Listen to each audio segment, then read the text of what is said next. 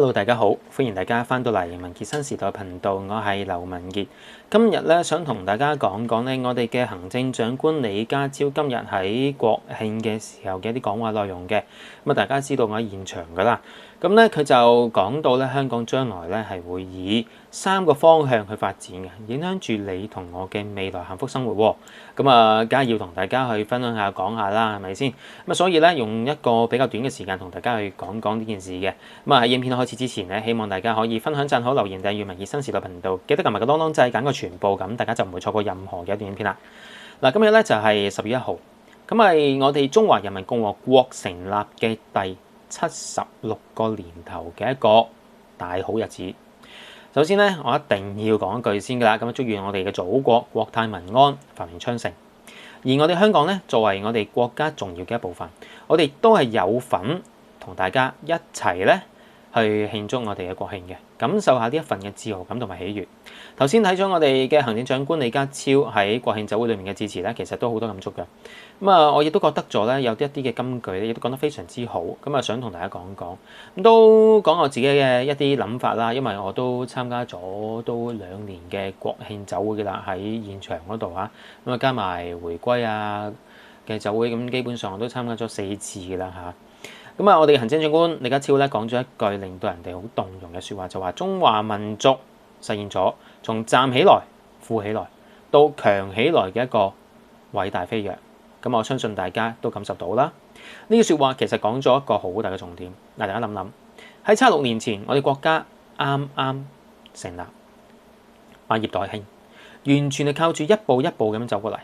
今日我哋國家已經穩居世界第2大嘅經濟體系，係製造業裏面第1大國，貨物嘅貿易第1大國。呢啲成就係有目共睹。而且我哋國家唔單止係經濟強大，仲喺全球嘅治理方面展現咗我哋大國嘅擔當。好似我哋行政長官李家超提到，國家喺捍衛主權、安全、發展利益以及維護世界和平等等呢幾方面嘅能力真係非常之強。而同一時間，我哋國家堅持咧對外開放，推動高質量嘅發展，係展現咗我哋中國嘅智慧同埋影響力。講到我哋嘅香港，我哋行政長官李家超係特別提到香港係喺1國2制嘅保護之下，發揮獨特嘅優勢，並且我哋係可以全面地對接到我哋國家嘅發展戰略。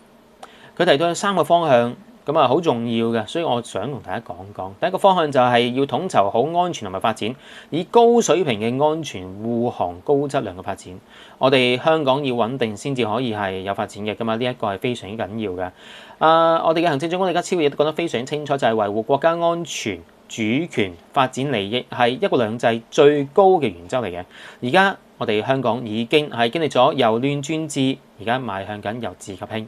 只要我哋努力咁樣做好我哋安全呢方面嘅工作咧，我哋香港一定可以喺一個安全穩定嘅環境裏面全力拼經濟、搞建設。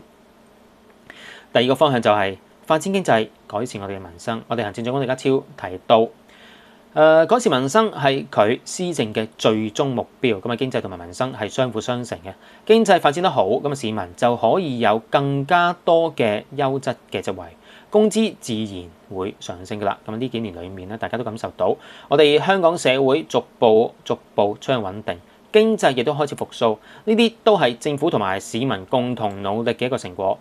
第3個方向就係落實好施政報告裡面嘅政策，深化改革，心繫民生。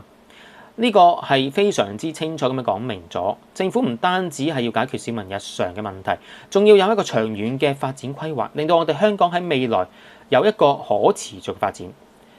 李家超亦都提到，近年我哋香港喺國際評級上面嘅表現，亦都係非常之亮麗嘅。好似我哋嘅金融中心地位上升到全球排名第3，整體嘅競爭力亦都進步到全球排名第3，仲有安全城市嘅排名亦都躋身全球第7。呢啲數據亦都係對我哋香港嘅一個肯定，亦都證明咗我哋1國2制嘅強大生命力。